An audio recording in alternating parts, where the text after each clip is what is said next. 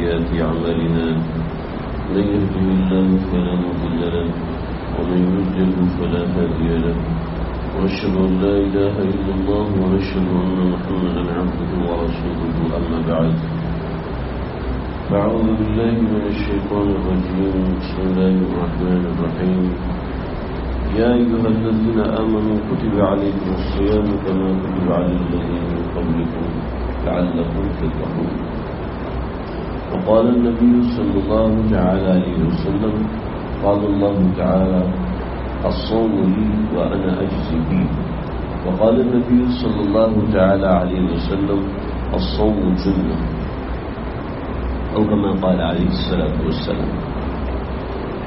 آج الحمدللہ رمضان کا تیسرا روزہ ہے، جمعۃ المبارک کا دن ہے. رمضان میں ہر مسلمان کا ایک روحانی درجہ کافی زیادہ ہو چکا ہوتا ہے. اس کے لحاظ سے عبادت میں ایک جوش بھی ہوتا ہے، ایک ترقی بھی ہوتی ہے، گناہوں سے بچنے کا کچھ نہ کچھ اہتمام ہوتا ہے ہر مسلمان کے دل میں. لیکن آپ کو بھی یاد ہوگا، ہمیں بھی یاد ہے کہ جب اسکول میں پڑھتے تھے، کالج میں پڑھتے تھے، مدرسے میں پڑھتے تھے، جب سبق یاد نہیں ہوتا تو بہت ٹینشن ہوتی ہے. جب تھوڑا سا یاد ہو جاتا ہے تو کچھ آدمی ریلیکس ہو جاتا ہے، تسلی ہو جاتی ہے. ایسے ہی جب رمضان شروع ہوتا ہے تو ہم سب لوگ جوش میں ہوتے ہیں. پہلا روزہ رکھتے ہیں، پورا ایک روحانی درجہ کافی اونچا ہوتا ہے، خوب تلاوت کرتے ہیں، خوب عبادت کرتے ہیں. دوسرے روزے میں بھی ایسے ہوتا ہے. تیسرے روزے میں تھوڑا سا بندہ مطمئن ہونا شروع ہو جاتا ہے کہ ہاں بہت ہو گئی، الحمدللہ تسلی ہوگی. اور یہ تسلی ایسی ہوتی ہے کہ انسان کو نیچے لے کے آتی ہے، پھر نیچے لے کے آتی ہے، پھر نیچے لے کے آتی ہے. اور ایسا ہوتا ہے کہ بعض لوگ تراویح بھی چھوڑ دیتے ہیں، بعض لوگ تہجد چھوڑ دیتے ہیں، بعض لوگ اشراق چاش توابین چھوڑ دیتے ہیں. تلاوت میں بھی ناغہ ہونے لگتا ہے. یہ کرتے کرتے کرتے کرتے رمضان کا آخر آ جاتا ہے. پھر کہتا ہے یار کچھ بھی نہیں کیا، تو 2-4 دن پھر عبادت کر کے پھر ٹھوس ہو جاتا ہے. یہ ہم میں سے اکثر کے ساتھ ہوتا ہے. جو لوگ پہلے سے ترتیب بنائے ہوئے ہوتے ہیں وہ بھی 2 دن 3 دن چلتے ہیں، اور 2 دن 3 دن چلنے کے بعد پھر کیا ہوتا ہے، تسبیح رہ گئی، تلاوت رہ گئی، استغفار رہ گیا، دعا کرنی رہ گئی. تو کیا کرتے ہیں، یار ہم سے تو نہیں ہوتا، چھوڑو، مایوس ہو جاتے ہیں. ایک طرح کے لوگ ہوتے ہیں جو غافل ہوتے ہیں، ایک طرح کے لوگ ہوتے ہیں جو مایوس ہو جاتے ہیں، اور ایک طرح کے لوگ ایسے ہوتے ہیں جو بالکل بے فکر ہوتے ہیں. اللہ رب العزت ہمیں تینوں سے بچائے. تو یہ تینوں قسم کے مراحل رمضان میں ہر انسان کے اوپر آتے ہیں. میرے اوپر بھی آئیں گے، آپ کے اوپر بھی آئیں گے. میرے اوپر بھی گزرتے ہیں، آپ کے اوپر بھی گزریں گے. ہر بندے کے اوپر 3 قسم کے مراحل گزرتے ہیں. کبھی مایوسی ہونے لگتی ہے کہ جی میں تو کچھ نہیں کر سکتا، دیکھو میں کل دعا نہیں کی، میں کل تسبیح نہیں کر سکا، میرا کوئی کام بھی نہیں تھا، پھر بھی میں یہ نہیں کر سکا. یاد رکھیے گا، خطا سے، کمی سے، کوتاہی سے صرف انبیاء پاک ہیں. میں اور آپ کبھی پاک نہیں ہو سکتے. رمضان میں گناہ بھی ہو سکتا ہے، لیکن اس گناہ کو سر پہ سوار نہیں کریں گے. عبادت میں کمی ہو سکتا ہے کسی دن ایسی غفلت ہو کہ فجر بھی چھوٹ جائے، سحری بھی چھوٹ جائے. اس سے ہم نے مایوس نہیں ہونا، اس لیے کہ یہ اللہ نے ہماری فطرت میں رکھا ہے. ہمارے اندر کمی رکھی ہے اللہ نے. حضرت آدم کے اندر کوئی کمی نہیں تھی، لیکن اللہ رب العزت نے وہ دانہ کھلوایا تھا کہ لوگوں کو پتہ چلے کہ انسان میں کمی ہے. وَكَانَ الْإِنسَانُ عَجُولًا، انسان تھوڑا جلد باز ہے کہ کام کرنے میں بہت جلدی کرتا ہے. بعد میں کیا ہوتا ہے، جلدی کر لیے بعد میں بے فکر ہو جاتا ہے. یہ انسان کے مزاج میں ہے، میرے آپ کے مزاج میں ہے. لہذا اور انسان کیا ہے، اِنَّهُ كَانَ ظَلُومًا جَهُولًا، جاہل بھی ہے، اپنا نقصان کرنے والا بھی ہے.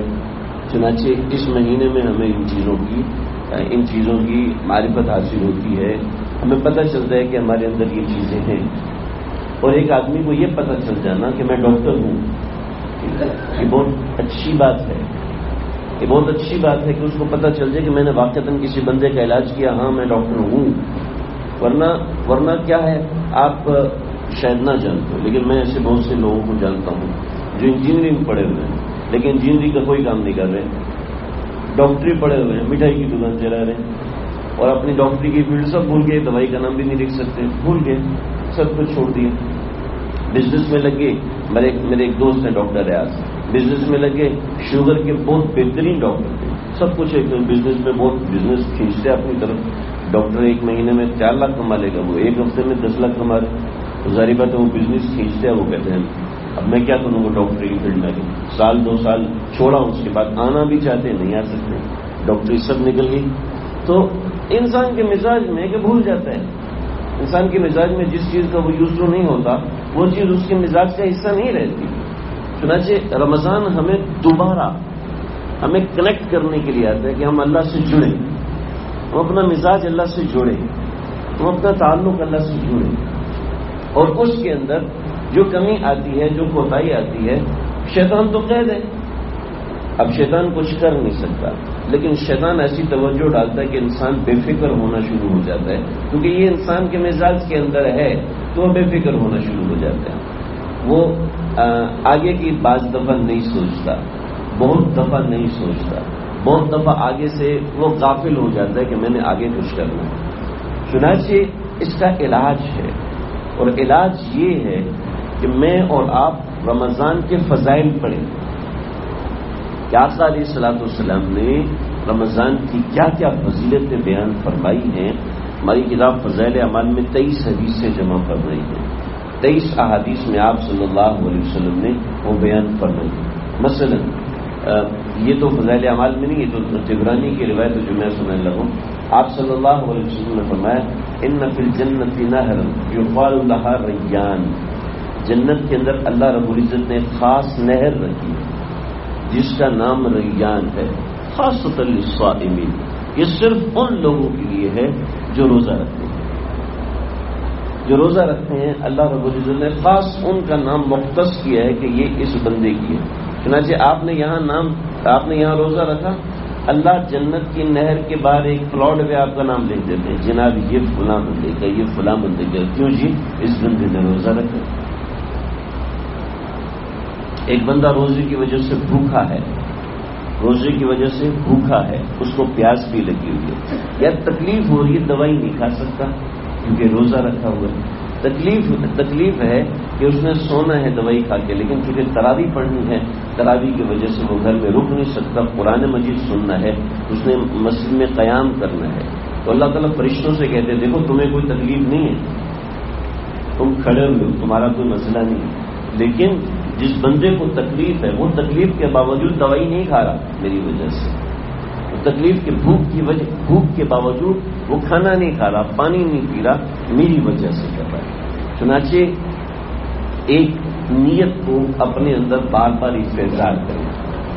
دیکھو جی یہ پنکھا ہے، پنکھا میں نے پہلے بھی مثال دی کہ پنکھا اگر ہم سونے کا لگا دیں جی، لیکن اگر ہم اس کو چلائیں نہیں تو ہوا آئے گی۔ جیسے ایک آدمی تھا نا، اس نے کہا کہ بھائی تمہیں جب گرمی لگتی ہے تو کیا کرتے ہو؟ کہ میں اے سی کے پاس چلا جاتا ہوں، کیا اگر مزید لگے تو کیا پھر اے سی کے بالکل سامنے بیٹھ جاتا ہوں، کیا پھر بھی لگے تو کہتا اے سی آن کر لیتا ہوں۔ تو ہمارا یہ حال ہے کہ ہم لوگ روزے کا وہ فائدہ نہیں اٹھا پاتے جو ہونا چاہیے۔ روزے کا کیا فائدہ اٹھانا ہے؟ دیکھیں جی ہم نے مرسیڈیز گاڑی لا کے رکھی ہوئی ہے، جناب گھر میں پڑی ہے، واہ واہ ہو رہی ہے محلے میں، ماشاءاللہ جناب فلاں صاحب نے بڑی اچھی گاڑی خریدی ہے، لیکن کبھی چلائی نہیں ہے، تو کیا اس کا فائدہ ہوگا کہ لوگ کہیں بڑا ٹیکے والا آدمی ہے جی، بڑے پیسے والا آدمی ہے جی، بڑا یہ اس کا آپ کو مجھے کیا فائدہ؟ کوئی فائدہ نہیں۔ ایسی روزہ ہم نے رکھا ہوا ہے، اس کو ڈرائیو نہیں کر رہے، اس کو ڈرائیو کیا جائے گا نیت سے۔ نیت کیا ہے؟ نیت یہ پنکھے کی طرح ہے، پنکھا رکھا ہوا ہے ہم نے، گاڑی کھڑی ہوئی ہے ہمارے پاس، لیکن ہم اس کو چلا نہیں رہے، نیت ہم نے کر لی ہے، اب اس نیت کو چلانا ہے، سرکولیٹ کرنا ہے، پورا دن تصور میں رہے، پورا دن ہر وقت تو ممکن نہیں ہے، لیکن جب صبح روزہ رکھیں تو نیت کریں اللہ جی آپ کے لیے رکھا ہے، اللہ جی میں نے آپ کے لیے روزہ رکھا ہے، اللہ جی میں آپ کے لیے بھوکا ہوں، اللہ جی میں آپ کے لیے پیاسا ہوں، اللہ جی میں نے آپ کی وجہ سے فلاں فلاں کام چھوڑے ہیں، اللہ جی میں نے روزہ رکھنے کے لیے، محض یہ نہ کرے کہ میں نے روزہ رکھا ہے، یہ سوچے کہ میں نے اللہ کے لیے روزہ رکھا ہے۔ سید احمد شہید رحمۃ اللہ علیہ 17ویں صدی کے بڑے مجددین میں سے ہیں۔ بر صغیر پاک و ہند میں قرآن مجید لے کے آنے والے لوگ، حدیث لے کے آنے والے لوگ، اسلام تو پہلے آ گیا تھا لیکن قرآن اور حدیث کا خاص ایک نصاب جو لے کر آئے ہیں وہ شاہ ولی اللہ محدث دہلوی کا خاندان ہے۔ شاہ ولی اللہ محدث دہلوی رحمۃ اللہ علیہ، ان کی عزت شاہان مغلیہ سے بھی زیادہ ہوا کرتی تھی کہ جب بادشاہ بازار سے گزرتا تھا تو 2-4 لوگ کھڑے ہو جاتے تھے، لیکن شاہ ولی اللہ محدث دہلوی کے خاندان کا کوئی بچہ بھی بازار میں سے گزرتا، لوگ دکانیں بند کر کے استقبال میں کھڑے ہوتے تھے کہ شاہ ولی اللہ محدث دہلوی کا ہندوستان پہ اتنا بڑا احسان ہے۔ ہمیں چونکہ اپنی تاریخ سے واقفیت نہیں ہے، ہمیں پاکستان کی تاریخ سے واقفیت نہیں ہے، تو ہم ان لوگوں کی تاریخ ہے بر صغیر ہندوستان کی تاریخ کیا جانتے ہو۔ میں ایک ساتھی لڑکا ملا مجھے، اس نے ٹاپ کیا تھا کوئی سندھ کے اندر کسی بہت بڑے ادارے کے اندر، سیکنڈ ایئر کے کوئی ایسے بڑے ایگزامس تھے، اس نے ٹاپ کیا، تو اس کے والد میرے پاس لے کے آئے کہ بھائی یہ ایسا ہے ویسا، تو میں نے اس کو سمجھانے کے لیے کچھ مثالیں دی، نیوٹن کی مثال دی اور ادھر ادھر کے لوگوں کی مثال دی۔ پھر میں نے اس کو کہا یہ باہر کے لوگوں کی مثال دے رہا ہوں، اپنے بندوں کی مثال دی۔ میں نے کہا آپ جانتے ہیں ڈاکٹر عبدالقدیر خان کو، کہ ایک شخص ہے جس کا ہمارے پورے پاکستان پہ احسان ہے کہ جس نے ہمیں ایسی طاقت بنایا ہے کہ ہم دنیا میں سر اٹھانے کے قابل ہیں، ہمیں اس نے ایٹامک پاور بنایا ہے، آپ جانتے ہیں ڈاکٹر عبدالقدیر خان کو؟ تو نہیں، پہلی دفعہ سن رہا ہوں۔ ہم تو صرف کرکٹرز کو جانتے ہیں، ہم صرف ڈرامہ نگار کو جانتے ہیں، ہم تو اپنے ملک کی ہیروز کو نہیں جانتے۔ ہمارے ملک کا ہیرو وہ ہے جو چھکا لگا کے جتائے، ہمارے ملک کا ہیرو وہ ہے جو بہترین قسم کا ڈرامہ رائٹر ہو، ہمارے ملک کا ہیرو وہ ہے جو بہترین قسم کا پرفارم کرے اسکرین کے اوپر، ہمارے ملک کی ہیروئن وہ ہے جو بہترین قسم کی کا ڈرامہ کرے، جو بہترین قسم کا گانا گائے، جس کی آواز میں ایسی کھنکار ہو کہ پورا مجمع ہل کے رہ جائے، بس وہ ہمارے ملک کی ہیروئن ہے، وہ ہمارے ملک کا ہیرو ہے۔ بس ہماری تاریخ یہیں تک رہ گئی، ہم تباہ ہو چکے ہیں۔ وہ قومیں جو اپنے پچھڑوں کو بھلا دیتی ہیں، ان قوموں کو تباہی سے کوئی نہیں بچا سکتا۔ جو قوم اپنے ہیرو کو نہ پہچانے، اس قوم کو کون بچائے گا؟ ایسی ایجوکیشن یعنی جو ٹاپ کر رہا ہے آپ کے ملک کے اندر اور اس کو نہیں پتا کہ ہمارے پاکستان کا ریل ہیرو کیا ہے۔ قائد اعظم کی زندگی کو کتنے ہمارے نوجوان جانتے ہیں، علامہ اقبال کی زندگی کو ہمارے کتنے لوگ جانتے ہیں، ٹیپو سلطان اور حیدر علی کی زندگی کو کتنے جانتے ہیں، جنہوں نے حیدرآباد دکن کا ایسے مقابلہ پورا ہندوستان انگریز کے ہاتھ میں لیکن 100 سال تک حیدرآباد کو سنبھال کے رکھا ہے، اور ظہیر الدین بابر کو کون جانتا ہے؟ نہیں جانتے ہماری نوجوان، خود ہمارے مدرسوں والے نہیں جانتے، مولوی حضرات نہیں جانتے۔ میں آپ حضرات کو کیا شکوہ کروں؟ میں کوئی شکوہ نہیں کر رہا، میں تو رو رہا ہوں ہماری تعلیم کا۔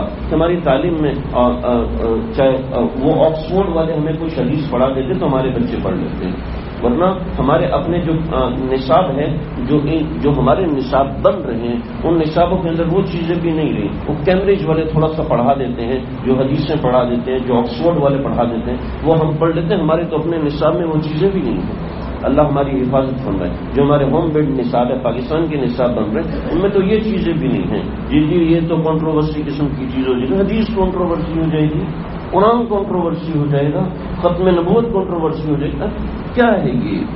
بل میں یہ کہہ رہا کہ ہم تو اپنے ہیروز کو نہیں جانتے، اپنے بڑوں کو نہیں جانتے۔ تو ہندوستان کی تاریخ شاہ ولی اللہ محدث دہلوی اپنے بچوں کو سمجھائیں، بہت آسان کتابیں ملتی ہیں، کوئی پڑھنا چاہتے ہیں میں لکھ کے دے سکتا ہوں، بہت آسان اردو کی لکھی ہوئی کتابیں ہیں، آپ ان کتابوں کا مطالعہ کریں، آپ اپنے بچوں کو پڑھائیں، بہت دلچسپ پیرائے میں لکھی ہوئی کتابیں ہیں انشاءاللہ۔ بڑا ہم تو کتابی میدان سے بہت دور آ چکے ہیں، ہم تو ڈیجیٹل میڈیا کے اندر چل رہے ہیں۔ ہمارے بچوں کو جو ڈیجیٹل میڈیا کے ذریعے سے سمجھ میں آ جائے گا، سوشل میڈیا کے ذریعے سے سمجھ میں آ جائے گا، بس وہی وہ لوگ کر رہے ہیں۔ ماشاءاللہ اس وقت بھی کچھ لوگ اس حوالے سے محنت کر رہے ہیں، لیکن ظاہری بات ہے جو دجالی محنت ہے، جو یہودیوں کی محنت ہے، ظاہری بات ہے اس سے تو ہم بہت پیچھے ہیں۔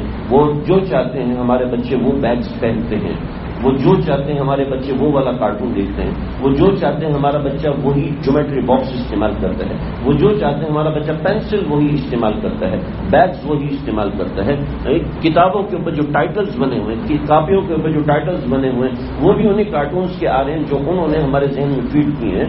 تو دجالی محنت بہت زیادہ ہے، ہمیں ضرورت ہے ایسے نوجوانوں کی، ایسے آئی ٹی پلیئرز کی کہ جو ایسے کام کرنا جانتے ہو کہ جو یہودیت کا مقابلہ کر سکے۔ تو میں بات کرتے کرتے کدھر نکل گیا، شاہ ولی اللہ محدث دہلوی رحمۃ اللہ علیہ کا زمانہ ہے، اور اس زمانے میں سید احمد شہید، یعنی جو شاہ ولی اللہ کے خاندان کے لوگ نہیں ہیں لیکن شاہ ولی اللہ کے خاندان کے لوگ سید احمد شہید کی شاگردی میں آ رہے ہیں۔ اور سید احمد شہید رحمۃ اللہ علیہ کیسا انسان ہے؟ ایسا انسان ہے کہ مدرسے میں پڑھ رہے ہیں قرآن مجید، یعنی اس زمانے میں ہر بندہ قرآن مجید مدرسے میں جا کے پڑھا کرتا تھا، تو قرآن مجید مدرسے میں پڑھ رہے ہیں، تو ایک دن استاد جی کے پاس ہے شاہ عبد العزیز محدث دہلوی کے پاس، حضرت یہ دیکھیں مجھے قرآن مجید میں کچھ نظر ہی نہیں آ رہا، بالکل سفید کاغذ ہے، اگلا صفحہ کھولا تو سب کچھ لکھا ہوا ہے، حضرت مجھے اللہ کی قسم مجھے نظر نہیں آ رہا، یہاں لکھا ہوا بالکل سفید کاغذ، بالکل سفید پورا قرآن مجید، تو میاں اب چھوڑ دو، تم صرف قلبی علم حاصل کرو، تم کتابی علم حاصل نہیں کر پاؤ گے، تمہیں اللہ تعالیٰ اپنی معرفت خاص عطا فرمائیں گے۔ ان کا واقعہ ہے شاہ اسماعیل شہید رحمۃ اللہ علیہ اور عبداللہ لکھنوی رحمۃ اللہ علیہ، یہ دو بڑے اکابرین میں سے ہیں۔ تو ان کو سید احمد شہید رحمۃ اللہ علیہ نے فرمایا میاں مدینہ شریف تم فلاں وقت میں جاؤ گے اور اتنے لوگ تمہارے ہاتھ پر بیعت ہوں گے اور توبہ کریں گے۔ تو وہ علماء تھے، علماء ایسی توہمات میں نہیں آتے، الا ماشاء اللہ آج کل بھی بہت سے ایسے لوگ ہیں جو توہمات میں آ جاتے ہیں، تو ہم بڑے میاں بڑی بڑی لمبی لمبی باتیں کر رہے ہیں، یہ سمجھتے ہیں کہ شاید ہمیں پیشن گوئیاں کریں گے تو ہم ان کے ہاتھ میں بیعت ہو جائیں گے، ہم ان کے ماتحت ہو جائیں گے، یہ مولوی صاحب پتہ نہیں بابا جی پتہ نہیں کیا سمجھتے ہیں ہمیں، تو بڑی بڑی لمبی لمبی باتیں، تمہارے سے اتنے لوگ بیعت ہوں گے، تم فلاں جگہ جہاد کرو گے، تم ایسا کرو گے، تو کہنا ہے بابا جی چھوڑو ان باتوں کو، آپ ہمیں بس 2 رکعت ایسی پڑھواؤ، 2 رکعت ایسی پڑھواؤ جو صحابہ کرام کے زمانے کی 2 رکعت ہوں، تب ہم آپ کو مانیں گے۔ یہ علم ہے، یہ علم سینے سے سینے میں آتا ہے، یہ علم پڑھنے سے نہیں آتا، یہ بصیرت۔ دیکھیں ایک ہمارا جو ڈاکٹر بنتا ہے وہ صرف میڈیکل کالج میں پڑھ کے بنتا ہے؟ جو لوگ پڑھے لکھے ہیں وہ کہیں گے جی بالکل نہیں، میڈیکل کالج میں پڑھنے والا ڈاکٹر نہیں بنتا جب تک وہ ہاؤس جاب نہیں کرتا، انجینئرنگ یونیورسٹی میں پڑھنے والا کبھی بھی انجینئر نہیں بن سکتا جب تک وہ انٹرنشپ نہیں کرے گا۔ سب کچھ تو پڑھ لیا، کیوں اس سے انٹرنشپ کرا رہے ہیں آپ؟ کیا وجہ ہے؟ وجہ یہ ہے کہ جو پروفیشنل لوگوں کے ساتھ رہ کے حاصل ہوتا ہے وہ ویسے حاصل نہیں ہو سکتا، تو یہ ایک قلبی اور روحانی چیز ہے۔ تو سید احمد شہید رحمۃ اللہ علیہ، اب صحابہ کرام کی نماز کیسی ہوتی تھی؟ صحابہ کرام کی نماز ایسی ہوتی تھی پوری رات نماز میں کھڑے، 2 رکعت نماز کے لیے کھڑے ہوئے ہیں اور پوری رات کھڑے کھڑے گزار دیتے تھے، اور جب صبح ہوتی تھی تو استغفر اللہ توبہ کرتے تھے، اللہ جی نماز پڑھ نہیں سکا میں جیسی پڑھنی چاہیے تھی۔ ٹھیک ہے میاں ٹھیک ہے ہو جائے گا۔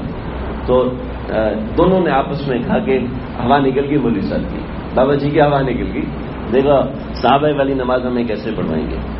فرماتے ہیں کہ رات کا 1 بجا تھا یا 2 بجا تھا، یعنی رات کا نصف پہر تھا، تو سید احمد شہید رحمۃ اللہ علیہ تشریف لائے اور مجھے ہلایا، مجھے اٹھایا، ہمیں اٹھو، عجیب ہے جی، میاں اٹھو، تہجد کے لیے نہیں اللہ کے لیے اٹھو، نیت کرو کہ میں اللہ کے لیے اٹھ رہا ہوں، تہجد پڑھنا بعد کی بات ہے، یہ نیت کرو کہ میں صرف اللہ کو خوش کرنے کے لیے اٹھ رہا ہوں۔ کہنے لگے کہ میرے دل پہ ایسا روب طاری ہوا، میں نے کہا جی حضرت، پہلے میں بابا جی کہتا تھا، جی حضرت، پھر میرے پاس آؤ، وہ آئے، میں حضرت اوپر بیٹھے تھے چارپائی پہ، میں نیچے بیٹھا، کہ میں جاؤ وضو کرو، تو میں اٹھا وضو کرنے گیا، کہ میاں وضو کس لیے کر رہے ہو؟ کہا تہجد کے لیے۔ نہ اللہ کو خوش کرنے کے لیے وضو کرنا ہے، یہ نیت کرو۔ تھوڑا سا ڈائیورشن ہے، ہو سکتا ہے آپ لوگوں کو سمجھ میں نہ آئے کہ بھائی کیا فرق ہے اس میں، بہت بڑا فرق ہے، یہ کر کے دیکھنے سے سمجھ میں آتا ہے۔ میں آپ سے کہوں کہ سیب کا ذائقہ کیسا ہوتا ہے، آپ کہیں گے میٹھا ہوتا ہے، میں کہوں گا چینی جیسا، آپ کہیں گے نہیں، کھجور کی طرح کا نہیں، گنے کی طرح کا آپ کہیں گے نہیں، بس ایک حالانکہ کھا کے دیکھ لو پتہ چل جائے گا کیسا ذائقہ ہے۔ یہ ہم نیت کر کے دیکھیں، فرق سمجھ میں آ جائے گا۔ کہ جاؤ وضو کرو، فرمایا کہ میں نے اس دن جب وضو کیا تو مجھے لگا کہ اللہ کے نبی نے جو فرمایا ہے کہ ہاتھ دھونے سے ہاتھ کے گناہ جھڑتے ہیں، مجھے نظر آیا کہ میرے گناہ جھڑ رہے ہیں. چہرہ دھونے سے چہرے کے گناہ جھڑتے ہیں، مجھے محسوس ہوا کہ میرے گناہ جھڑ رہے ہیں. پھر میں وضو کر کے آیا اور آ کے کھڑا ہوا. کہا میاں جاؤ اب نماز پڑھو، لیکن نماز تہجد کی 8 رکعت نہیں کرنا، اللہ کو خوش کرنے کے لیے پڑھنا. کہنے لگے میں کھڑا ہوا، اللہ اکبر. جب اللہ اکبر کہا 2 رکعت نماز پڑھی، سلام پھیرا. میں کہا یہ میں نے کہا نماز پڑھی، میں رکوع کرتے وقت تو غافل ہو گیا تھا. پھر کھڑا ہوا، پھر نماز پڑھی، پھر نماز پڑھنے کے سلام پھیرا، سجدے کے وقت میں غافل ہو گیا تھا. یوں کرتے کرتے کرتے کرتے کرتے میں نے 100 رکعت پڑھی ہے یا 200 پڑھی ہے مجھے پتہ نہیں ہے، لیکن اذان آئی مؤذن کی تو مجھے اپنے اوپر شرم آئی ہے. تو پوری رات میں 2 رکعت نہیں پڑھ سکا اللہ کو خوش کرنے کے لیے. پھر مجھے یاد آیا کہ قرآن مجید نے صحابہ کی نماز کے بارے میں فرمایا وبالاسحار هم یستغفرون. پوری رات نماز پڑھتے تھے اور صبح اللہ سے معافی مانگتے تھے کہ ہم 2 رکعت بھی صحیح نہیں پڑھ سکے. یہ کیسے ہوا؟ نیت تبدیل ہونے سے. ہم اپنے روزے میں اپنی نیت بار بار صحیح کریں، بار بار صحیح. پنکھا جتنا تیز چلتا ہے نا اتنی تیز ہوا آتی ہے. اے سی جتنا تیز چل رہا ہوتا ہے اتنی زیادہ کولنگ کر رہا ہوتا ہے. اسی طریقے سے نیت میں جتنی سرکولیشن ہوگی، جتنا ہم اپنی نیت کو بار بار کریں. مسجد میں جا رہا ہوں، اللہ جی آپ کے لیے آیا ہوں. مسجد سے گھر جا رہا ہوں، اللہ جی آپ کو خوش کرنے کے لیے آپ نے حکم دیا اپنے گھر کا خیال رکھو. آرام کرنے لیٹ رہا ہوں، اللہ جی آپ کا حکم ہے کہ میں روزہ استراحت کے ساتھ آرام کے ساتھ رکھ سکتا ہوں، اس لیے میں آرام کروں. اللہ جی روزی کمانے جا رہا ہوں، اس لیے جا رہا ہوں کہ آپ کا حکم ہے کہ روزی کمانے جا رہا ہوں. یہ اللہ سے انسان اپنی نیت کو بار بار بڑھاتا رہے. اس کے لیے آپ کو سر پہ ٹوپی ہونے کی کوئی ضرورت نہیں، آپ کو وضو ہونے کی بھی کوئی ضرورت نہیں، آپ کو مسجد کا اعتکاف کی بھی کوئی ضرورت نہیں. صرف نیت صحیح کرتے رہیں، اعمال میں اللہ کیفیات پیدا فرماتے ہیں نیت کی وجہ سے. چنانچہ میرے اور آپ کے آقا صلی اللہ علیہ وسلم نے فرمایا انما الاعمال بالنیات. اعمال اٹھتے ہیں نیت کے اوپر. اعمال کی گٹلی نیت ہے. جیسی نیت ہوگی ویسے اللہ تعالیٰ ثمرہ دیں گے. کہنے کو نظر نہیں آتے کہ یہ کیسی الٹی باتیں کی جائے جو سمجھ میں آنے والی بات نہیں، لیکن کرنے سے پتہ چلتا ہے. اللہ مجھے آپ کو، اللہ ہم سب کو سمجھنے کی عمل کرنے کی توفیق عطا فرمائے. سنتیں پڑھ لیجیے.